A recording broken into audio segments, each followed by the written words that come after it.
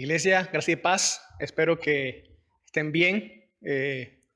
Una vez más, reunidos para escuchar la palabra de Dios y para también escuchar sus promesas que son para nosotros, su pueblo, que nos traen gozo al corazón, aún en medio de las adversidades.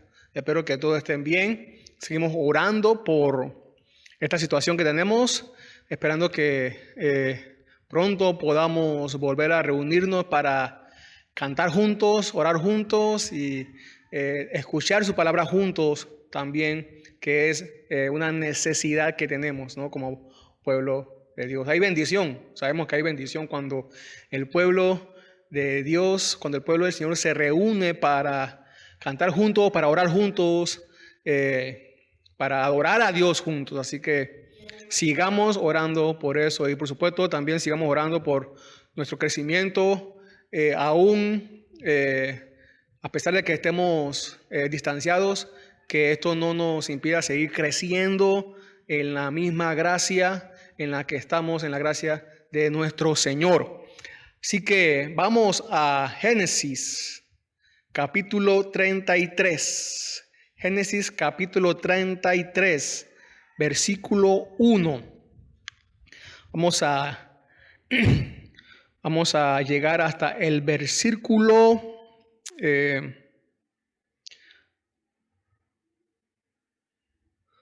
vamos a llegar hasta el versículo 11. Génesis 33, del 1 al 11. Génesis 33, del 1 al 11. Vamos a leerlo. Me acompañan ahí desde sus Biblias. Cuando Jacob alzó los ojos, vio que Esaú venía y 400 hombres con él. Entonces dividió a los niños entre Lea y Raquel y las dos siervas.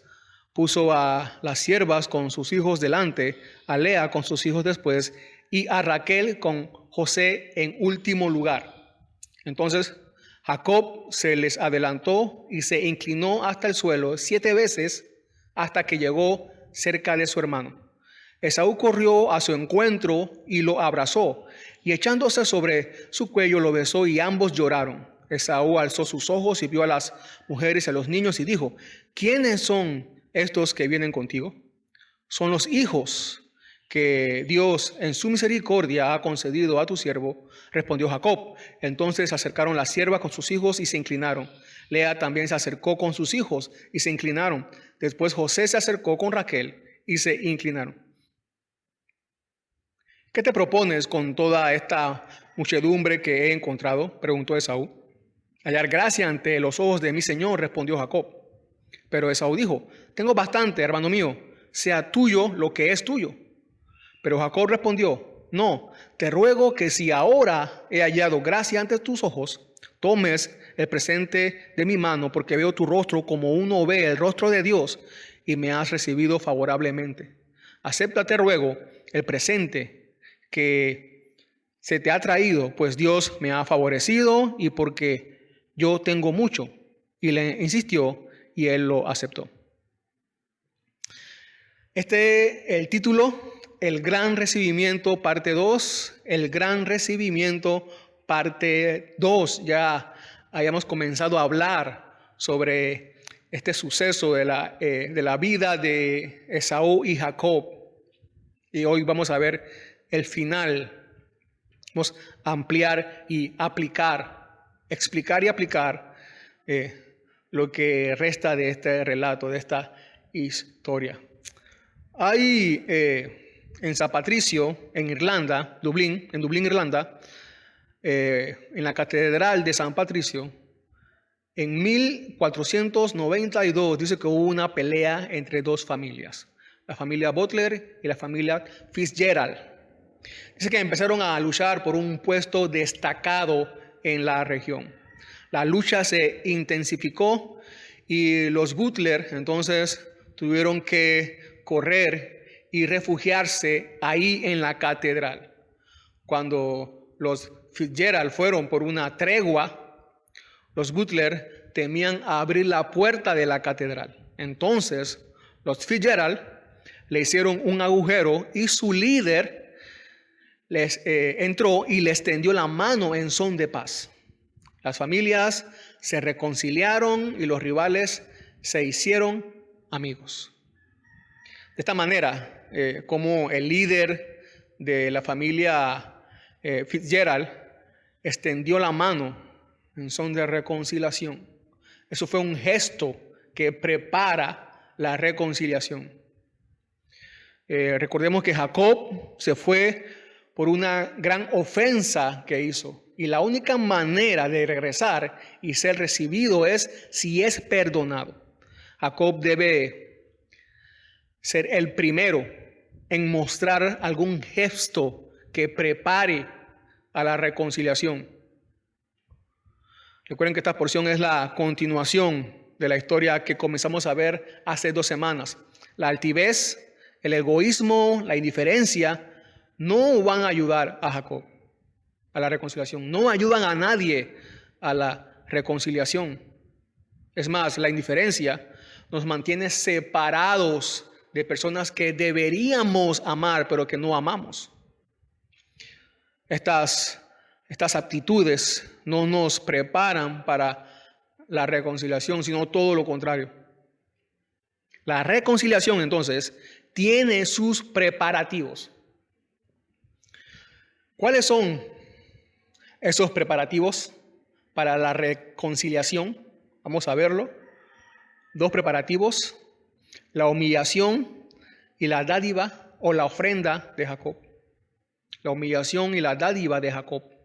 Vamos a ver primero la humillación, cómo la humillación prepara para la reconciliación. Génesis 33, versículo 1, dice una vez más: cuando Jacob alzó los ojos, vio que Esaú venía y 400 hombres con él. Entonces dividió a los niños entre Lea y Raquel y las 2 siervas. Otra vez, retomamos este episodio. Recuerden que habíamos hecho un paréntesis la semana pasada, pero un paréntesis dentro de la historia, porque Jacob iba a tener un suceso importante en su vida, esta lucha con el ángel que vimos la semana pasada y todas las consecuencias que tuvo Jacob con su encuentro con la teofanía, como se nos explicaba la semana pasada, de Cristo. Por supuesto, un incidente sin el cual tampoco Jacob debía entrar a la tierra Canaán, a la tierra prometida. Necesitaba, y vamos a ver más adelante cómo concuerda, ¿no? Cómo se relaciona el evento que vimos la semana pasada de la lucha de Jacob con el ángel, con este suceso, con el final para la reconciliación entre Esaú y Jacob. Así que dice que Jacob vio a Esaú venir de lejos con 400 hombres. Es obvio que al venir con tantos hombres significaba que Esaú venía más en son de guerra que en son de fiesta. Pero Jacob se estaba preparando. No solo para la reconciliación se estaba preparando Jacob, también para salvar su vida. Así que su vida y la vida de su familia, podemos decir que él tenía entonces un plan A y un plan B. El plan B que consistía en la salvación, en la retirada o en la huida de la familia.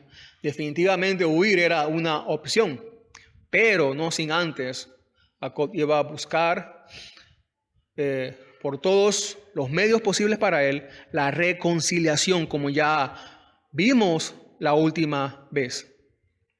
Así que él organiza a su familia en grupos separados.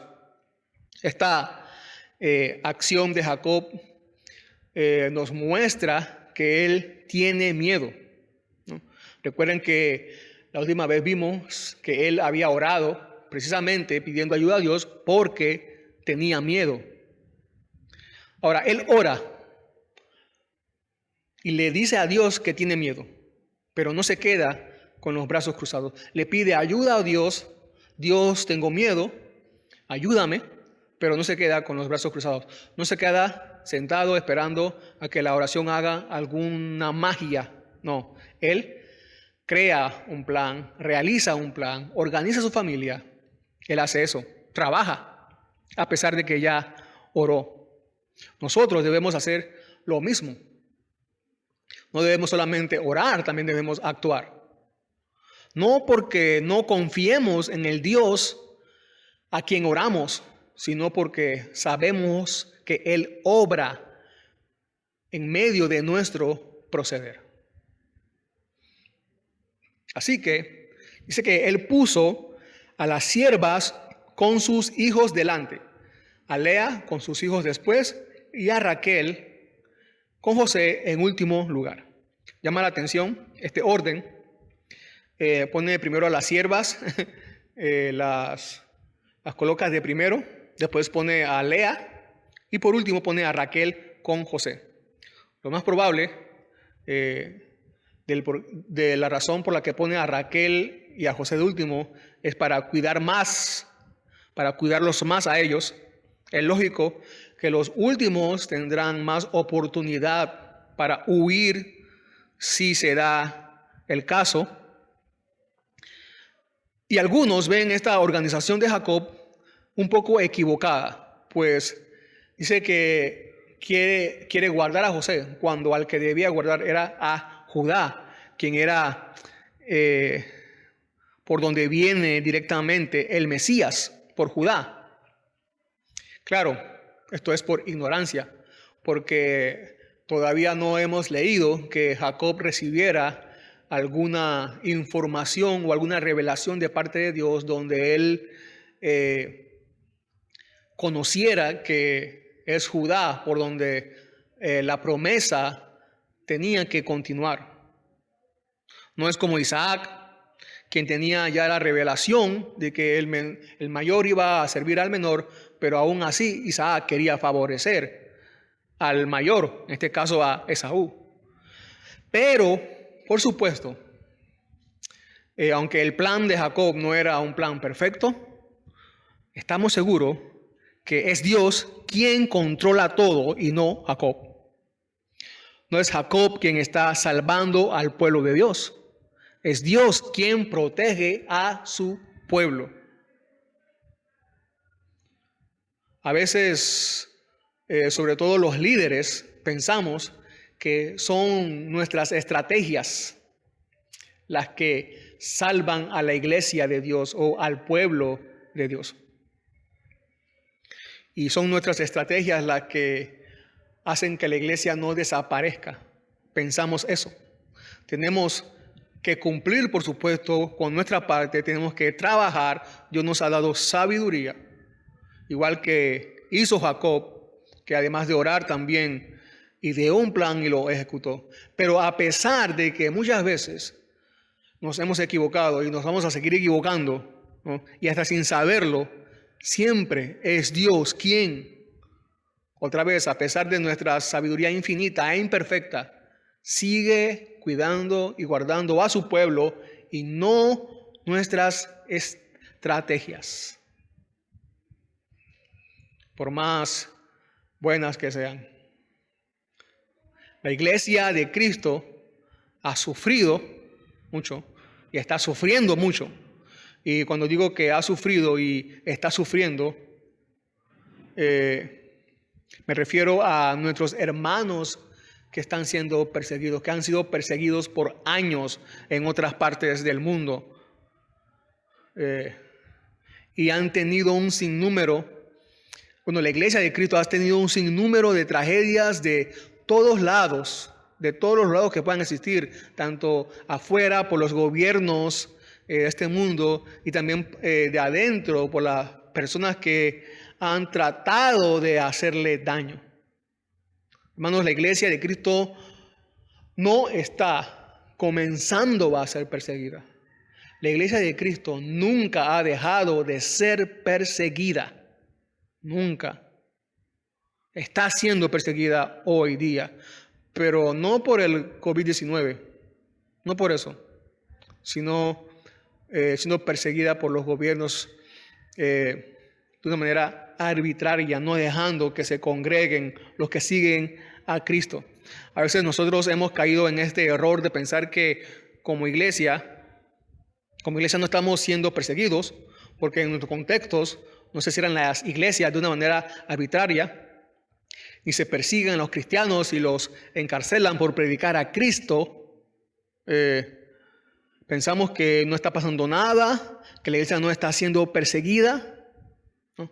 Pero debemos recordar que la iglesia del Señor es una sola. Él tiene una sola iglesia en este mundo, en este universo. Recuerden que Él dijo, yo edificaré mi iglesia en singular. Él no dijo, yo edificaré varias iglesias, no. Una sola. Y si en Asia o en África hay persecución, entonces a nosotros nos están persiguiendo también. Es más, es a Cristo a quien persiguen realmente, como le dijo el Señor Jesús a Pablo. ¿Se acuerdan cuando Pablo iba a Damasco? ¿Por qué me persigues? Así que debemos llorar junto a ellos, aunque sea a la distancia. Somos un cuerpo, somos una sola iglesia. Dios ha dejado líderes para administrar su iglesia, pero es Él quien sigue al frente de su avance y crecimiento. Él no se ha retirado, Él no se ha jubilado, Él no le ha vendido su iglesia a nadie, Él no le ha traspasado su pueblo a nadie. Él sigue al frente, en control de todo. Muchos pastores en esta pandemia hemos confesado que no sabíamos qué hacer. Y hay muchos más pastores que tienen más limitaciones inclusive que otros, porque no tienen la tecnología para seguir con el contacto con el resto de las iglesias donde pertenecen. Pero debemos recordar que nada está perdido mientras ocurre esta pandemia.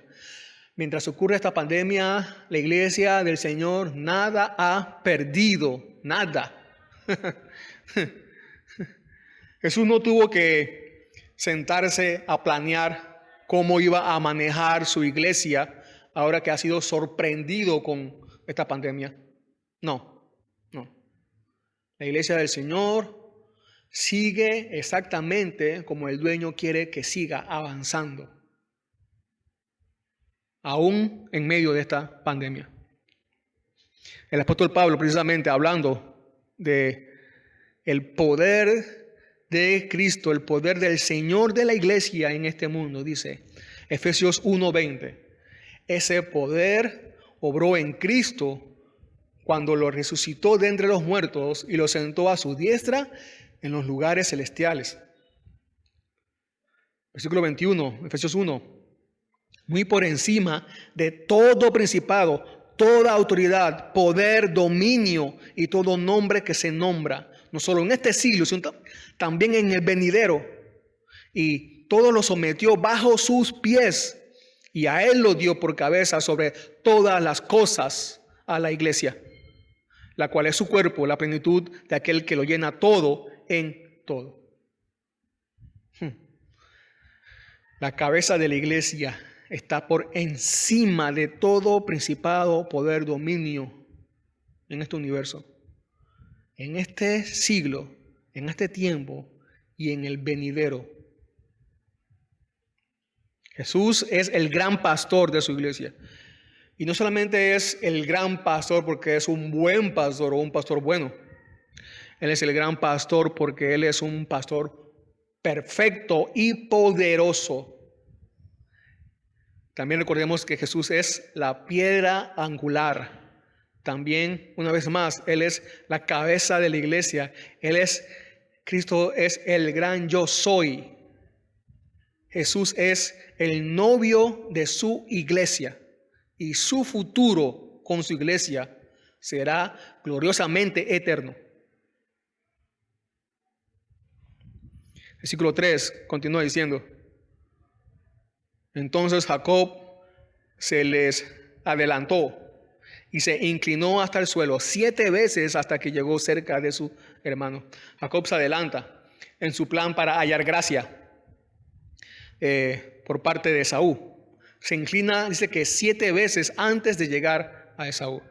Algunos creen que Jacob se arrodillaba no solamente en señal de humillación, de respeto, de humillación, sino que lo hacía más enfocado en adorar a Dios, ya que se comenzó a arrodillar incluso antes, estando lejos de la vista de Esaú. Así lo dice un comentarista. No obstante, esto no discrepa, ¿no? El que Jacob se haya arrodillado para adorar a Dios no discrepa con el hecho de que también se acercó como un suplicante con el propósito de disipar la ferocidad de su hermano por su humillación, o sea, por la humillación de Jacob. Jacob se estaba humillando. Otros también podrían pensar que Jacob, al arrodillarse, estaba menospreciando la bendición que había caído sobre él, de que el mayor debería servir al menor. Pero parece que Jacob sabía que este suceso no se trataba de establecer quién era más importante que quién. Este no era el momento para engrandecerse ni para restregarle en la cara a Esaú quién era el elegido de Dios. Eso probablemente se podría hacer en otro momento, pero para este momento no. Santiago 4:6 nos recuerda, dice Santiago 4:6, pero Él da mayor gracia. Por eso dice, Dios resiste a los soberbios, pero da gracia a los humildes. Esta era la oración de Jacob. Este era el anhelo de Jacob. Esto era lo que él estaba buscando. Esto era lo que él quería conseguir. Gracia. Y se estaba preparando para recibirla por medio de humillarse. Por medio de la humillación. Y lo consiguió, como dice el versículo 4. Matthew Henry dice, cuando los caminos del hombre agradan al Señor, Él hace que hasta sus enemigos estén en paz con Él. Dice el 4, Esaú corrió a su encuentro y lo abrazó, y echándose sobre su cuello lo besó y ambos lloraron. Dice que corrió a su encuentro. Seguro esto Jacob no lo esperaba. Esto nos da a entender que aún Jacob estaba un poco o no tan cerca de Esaú. Quizás solo unos cuantos segundos, pero aún así Esaú corrió. Esta palabra o esta frase, a su encuentro, también nos hace recordar al recibimiento de los ángeles cuando Jacob llega al lugar que él llama Mahanaim.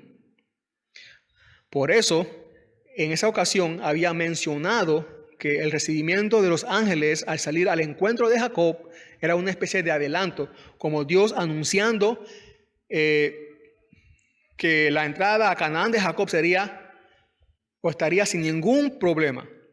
No tendría impedimento. Dios estaba anunciando que había preparado todo para la entrada de Jacob. Y Jacob ni siquiera se había enterado, se había dado cuenta de eso. Esto era la providencia de la gracia divina. Y no era que Jacob era digno de algún tipo de recibimiento de reyes. No, porque no es quién es Jacob, es quién es Dios. No es lo que hacemos, es lo que hace Dios. No es lo que hizo Jacob, es lo que hizo Dios por Jacob. No es lo que hacemos, es lo que hace Dios por nosotros. Es la providencia de la gracia divina que nos dirige cuando avanzamos aún con miedo hacia los propósitos de Dios. Nos vemos en esta acción de abrazo, beso y lloro. Nos vemos maravillosamente obligados a pensar en la historia que conocemos como el hijo pródigo, que más bien La historia trata acerca del Padre dador de gracia. Este Padre sale, según la historia que cuenta Jesús en Lucas, sale al encuentro de su hijo, que le ofendió en gran manera, fue malagradecido, traidor, pero que ahora regresa arrepentido, ¿se acuerdan? Con la esperanza del perdón. ¿Saben? Jacob no tenía que haberse ido de Canaán. No tenía que haberse ido de Canaán. Pero cometió una gran ofensa. Jacob no merecía llamarse hijo de Dios. Jacob no merecía que Dios haya puesto sus ojos sobre él. Todo lo contrario, Jacob era indigno. Todo eso lo sabemos bien. Sabemos muy bien quién es Jacob y todo lo que merece Jacob. Pero, más que cualquier otra cosa sabemos quién es Dios y todo lo bueno que es Dios. Él acepta al humilde. Ahí recordamos la historia, Lucas 15, 19, cuando el hijo dice, ya no soy digno de ser llamado hijo tuyo, hazme como uno de tus trabajadores. Así que el padre sabe que el hijo viene arrepentido, humillado, humilde, preparado para la reconciliación con su padre. Por eso que el padre sale al encuentro, corre, lo abraza y lo besa. Corre. Según la cultura, dice que para un padre correr en público, para un hombre anciano, padre de familia, ejemplo en la sociedad, era algo vergonzoso correr en público. Eso no lo hacían los padres. Los hombres ancianos, padres, no hacían eso. No hacían eso. Pero a este padre no le importó correr. No le importó la vergüenza para recibir a su hijo arrepentido. Podemos también pensar en lo mismo. Esaú venía con 400 hombres. Esaú era alguien importante, algún líder importante. Pero también no le importó y salió corriendo para abrazar a su hermano. Que es precisamente lo que dice Jesús, que hace Dios, hablando del amor de Dios por un pecador que se arrepiente. Jacob se había humillado, un gran gesto para la reconciliación. Versículos 5, 6, 7 dice, Esaú alzó sus ojos, vio a las mujeres y a los niños y dijo, ¿quiénes son estos que vienen contigo? Son los hijos que Dios en su misericordia ha concedido a tu siervo, respondió Jacob. Entonces se acercaron las siervas con sus hijos y se inclinaron. Lea también se acercó con sus hijos y se inclinaron. Después José se acercó con Raquel y se inclinaron. Me llama la atención la frase, me gusta mucho la frase de Jacob, son los hijos que Dios en su misericordia ha concedido a tu siervo. Por estas palabras entendemos que Jacob sabe que nada merece. Todo es la misericordia de Dios. La razón de la humildad de Jacob es que ha conocido a Dios. Jacob sabe de la misericordia de Dios. Él tiene un corazón devoto a Dios. Por eso es humilde ante Esaú y se dice siervo de él. Sí, Jacob era el elegido de Dios. Esaú no era el elegido de Dios. Lo recordamos en Romanos 9, 12 y 13, el apóstol Pablo. Romanos 9, 12 y 13 dice, hablando de esta promesa del elegido de Dios entre Esaú y Jacob, Pablo dice, se le dijo a Rebeca, el mayor servirá al menor, tal como está escrito, a Jacob amé, pero a Esaú aborrecí.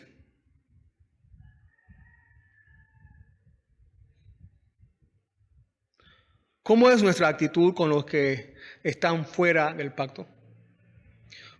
Con aquellos que no forman parte del pueblo de Dios. Es verdad que nosotros pertenecemos al pueblo de Dios y ellos no. Pero Dios no nos ha mandado a presumirlo, tratando de humillar a los que no son parte del pueblo de Dios. Sucede todo lo contrario. Se nos manda más bien a ser humildes con todos y servir a los demás. Nuestra posición en Cristo no es para hacer alarde, sino para ser humildes y servir de la misma manera que Cristo lo hizo y nos dio ejemplo. Siendo Dios, se despojó y se humilló y nos vino a servir. Filipenses 2:8, recordamos que dice, hablando de Jesús, y hallándose en forma de hombre, se humilló él mismo, haciéndose obediente hasta la muerte y muerte de cruz. También Mateo 20:28, el mismo Jesús hablando de sí mismo dice, así como el Hijo del Hombre no vino para ser servido, sino para servir y para dar su vida en rescate por muchos. Nadie tiene más grande o nadie tiene una posición más grande que la de Cristo. Y Él vino a servir. Él se humilló y de esa manera preparar el camino para nuestra reconciliación con el Padre. Dice ahí al final que entonces se acercaron el resto de la familia, las siervas, Lea, Raquel, los hijos, José, todos se acercaron y se inclinaron. Podemos imaginarnos que ahora estaban más tranquilos, ¿no? Aliviados de que las cosas hayan salido mucho mejor de lo que esperaban. Jacob obtuvo la reconciliación, entonces ahora el resto se podía acercar. Esta es también una gran verdad del Evangelio. Una vez que Cristo obtuvo la reconciliación, una vez que Cristo ganó la reconciliación, entonces todo aquel que se arrepiente puede acercarse al Padre.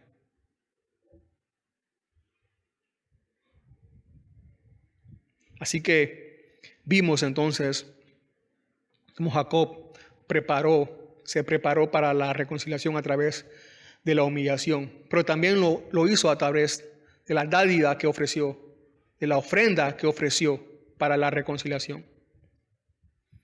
Dice el versículo 8, ¿qué te propones? Le pregunta a Esaú, por supuesto, ¿qué te propones con toda esta muchedumbre que he encontrado? Preguntó Esaú. Hallar gracia ante los ojos de mi Señor, respondió Jacob. Recordemos que Esaú se está refiriendo a los siervos y a los animales, a las manadas que Jacob había enviado antes por el camino, al frente, por delante, para hallar gracia. Esaú sabía que se proponía algo Jacob, y yo creo que no nos equivocaríamos si pensamos que Esaú posiblemente tenía alguna idea de qué se proponía Jacob con toda esa caravana, ¿no?, que había enviado. Ahora, Jacob le declara directamente su intención a Esaú. Y quiero recalcar que Jacob estaba consciente que tenía un problema. Que tenía un problema que solucionarlo. Jacob tenía una relación rota. Jacob había salido huyendo de Canaán para que su hermano no lo matara. Recordamos eso, esa fue la razón.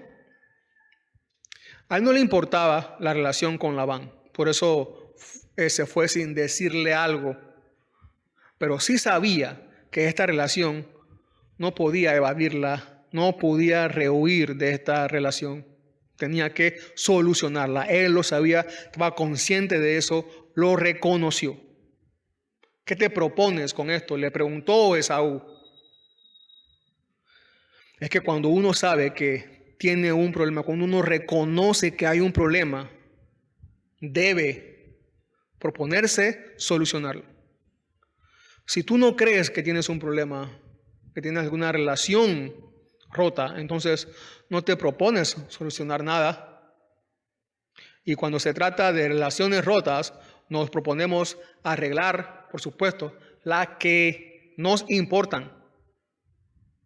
En lo que quiero que estemos de acuerdo es que Jacob reconoció que él había ofendido. Él reconoció que él había ocasionado un problema. Por eso se puso a hacer algo para solucionarlo. No sé si has reconocido, no sé si te has dado cuenta que tengas alguna relación rota que debas solucionar, pero piensa en la relación con Dios. Piensa en la relación con Dios. ¿Cómo está? ¿Cómo está tu relación con Dios? Puede ser que esté rota y no quieras reconocerlo. Jacob está regresando a Canaán y llegando busca gracia porque reconoce su gran ofensa. Una vez más, en la historia que conocemos en Lucas 15 como del hijo pródigo, el hijo reconoció que había pecado contra el padre. Lucas 15:21, una vez más, dice, y el hijo le dijo, Padre, he pecado contra el cielo y ante ti. ¿Tú alguna vez has reconocido que has ofendido a Dios, que has pecado contra Dios? Precisamente para eso vino Cristo, para reconciliarnos con Dios, porque hemos cometido una ofensa contra Él. Así que si dices o piensas, yo no he hecho nada, no necesito reconciliarme con Dios, yo siempre he estado bien con Él, yo no soy tan malo, yo soy bueno, tengo mis fallas, pero no es para tanto. Entonces, estás diciendo también que el sacrificio de Cristo fue por el gusto, en vano. Estás diciendo que Cristo no debió morir y que Dios se equivocó al enviar a su Hijo. Ahora, ¿cómo sabes que tienes una mala relación con Dios? ¿Cómo sabes que tu relación con Dios está rota? Bueno, en una relación rota hay distanciamiento. Por ejemplo, en el libro de Ezequiel, el profeta Ezequiel, capítulo 39, versículo 24, dice, conforme a su inmundicia y conforme a sus transgresiones, así los traté y de ellos escondí mi rostro. Aquí está hablando Dios. Escondí mi rostro porque sus actos eran inmundos. Y en Proverbios 15:29 se dice, el Señor está lejos de los impíos, pero escucha la oración de los justos. ¿Ves? Hay una separación. Aquí la Biblia nos recuerda que solo hay dos tipos de personas. Y uno se refiere a los pobres, que solo hay dos tipos de personas, y no se refiere a los pobres y a los ricos. Tampoco se refiere a los que tienen COVID-19 y los que no tienen COVID-19. No, se refiere a los justos y a los impíos. Esas son las dos clases de personas que hay. Impío es lo contrario de ser piadoso. Piadoso es alguien que tiene una práctica de devoción para con Dios. Impío es alguien que no practica devoción para con Dios. Entonces dice que está lejos de los impíos y cerca de los justos. Entonces, si no eres justo, eres impíos. Entonces, hay una separación entre Dios, entre tú y Dios. No se nace siendo justo, pero sí se nace siendo impío. Es por eso que el apóstol Pablo dice, como está escrito en Romanos 3:10, como está escrito, no hay justo ni aun uno. Y más adelante en Romanos 3:23 dice, por cuanto todos pecaron y no alcanzan la gloria de Dios. Todos nacemos separados de Dios, privados de la presencia gloriosa de Dios, sin ningún tipo de relación con Dios, separados de Él. No hay relación con Él. Así sabes. La misma Biblia te está diciendo cómo está tu relación con Dios. Si no tienes ninguna, es porque estás separado de Él, privado de la presencia gloriosa de Dios. ¿Has reconocido que estás privado de estar con Dios? Esa es la pregunta que debes hacerte. Pero también te debes preguntar entonces, ¿qué debo hacer? ¿Qué debo hacer? El apóstol Pedro, predicándole a mucha gente, dice así en Hechos 2:23. Hechos 2:23. Este fue entregado, hablando de Jesús, este fue entregado por el plan predeterminado y el previo conocimiento de Dios, y ustedes lo clavaron en una cruz por manos de impíos y lo mataron. Y entonces vemos que ellos reconocieron su problema con Dios. Porque en el versículo 37 de Hechos 2 dice, al oír esto, conmovidos profundamente, dijeron a Pedro y a los demás apóstoles, hermanos, ¿qué haremos? ¿Qué haremos? Y entonces vemos más adelante que Pedro le dijo lo que tenían que hacer, qué deberían hacer, ¿no?, para encontrar perdón, para recibir el perdón. Pero quiero que recuerdes esto, debes reconocer que tienes un problema con Dios. La Biblia misma te dice cuál es el problema que tienes y cuán grave es. Versículo 9 dice, pero Esaú dijo, tengo bastante, hermano mío, sea lo que es tuyo. Sea lo que es tuyo.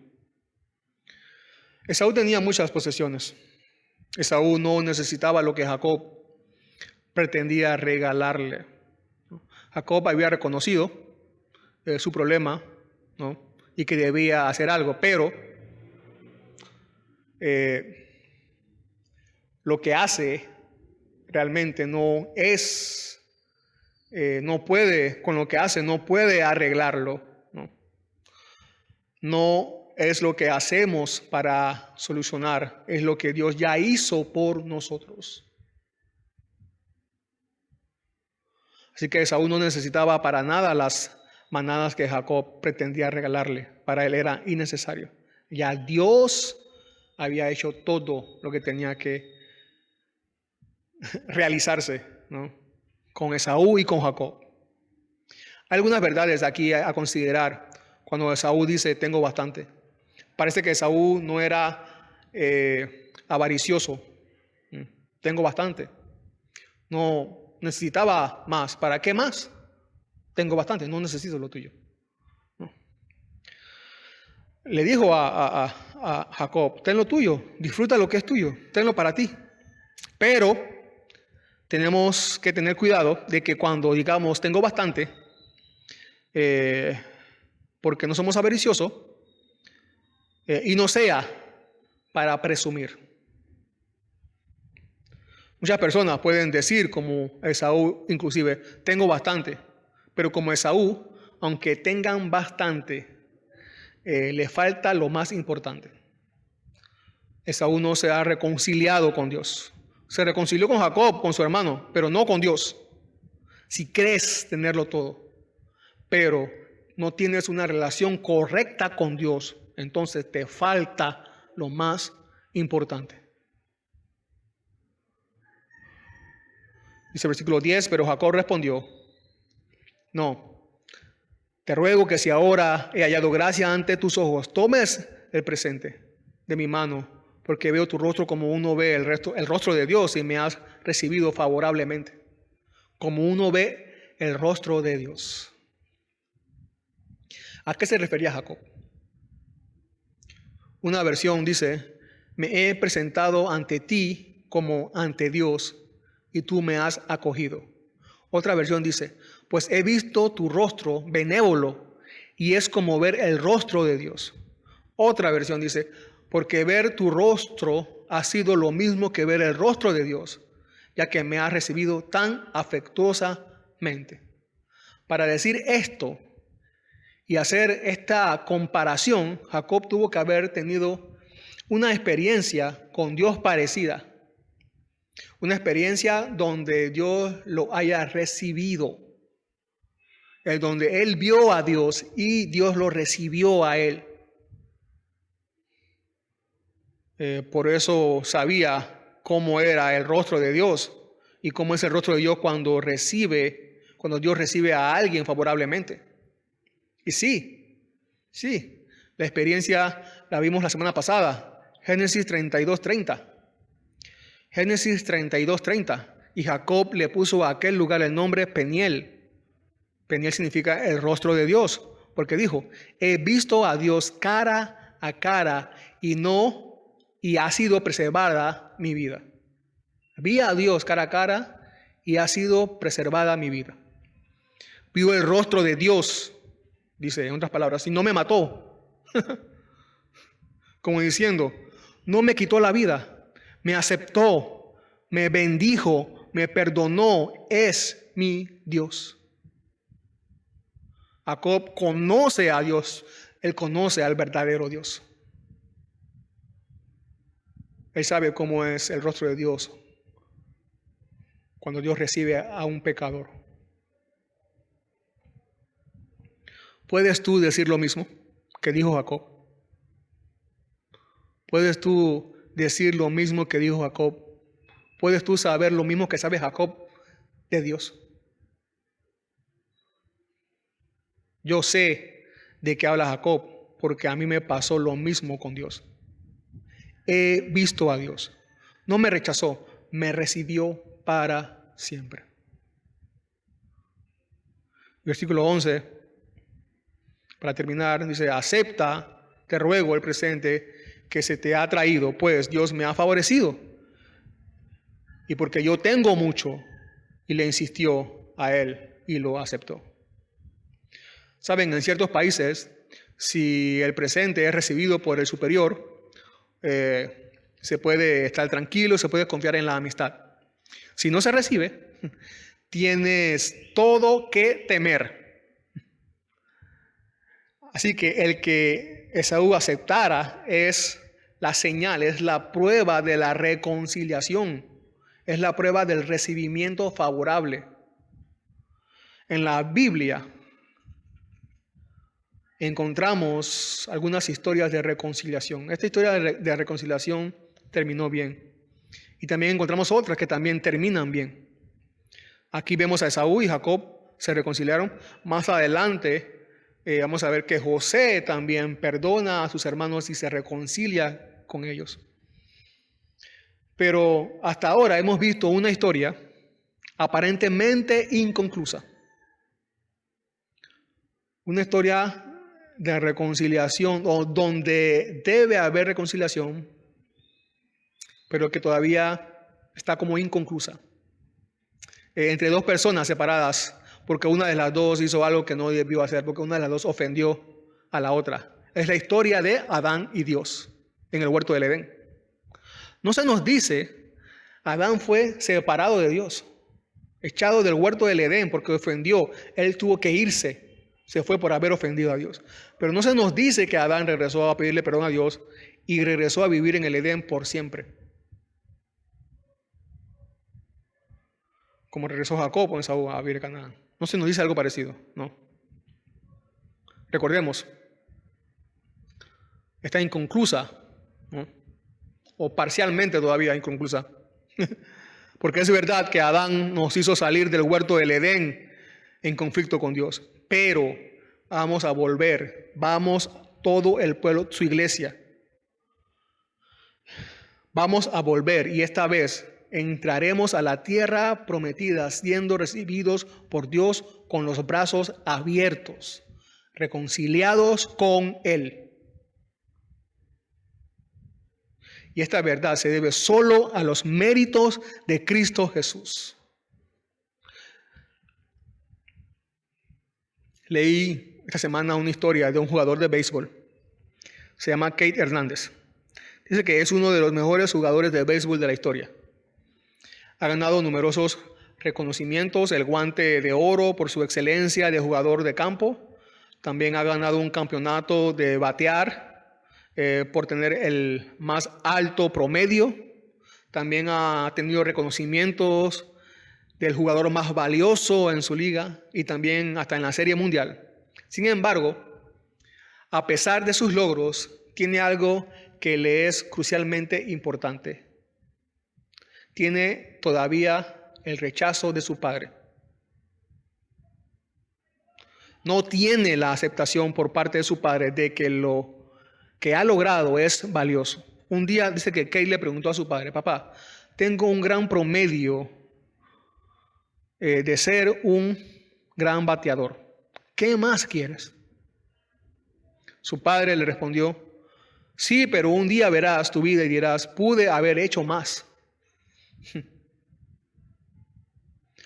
Para el padre de Kate Hernández no era suficiente lo que había hecho. Saben, nosotros igual que estamos, el ser humano está igual que Kate Hernández con su padre. Nosotros, con el ser humano, con la relación con Dios. Porque por más bateos buenos que demos, cuando digo bateos buenos que demos, me refiero a una vida ejemplar de buenas acciones. No vamos a poder lograr que el Padre nos acepte. Ningún promedio de mejor bateador puede impresionar a Dios.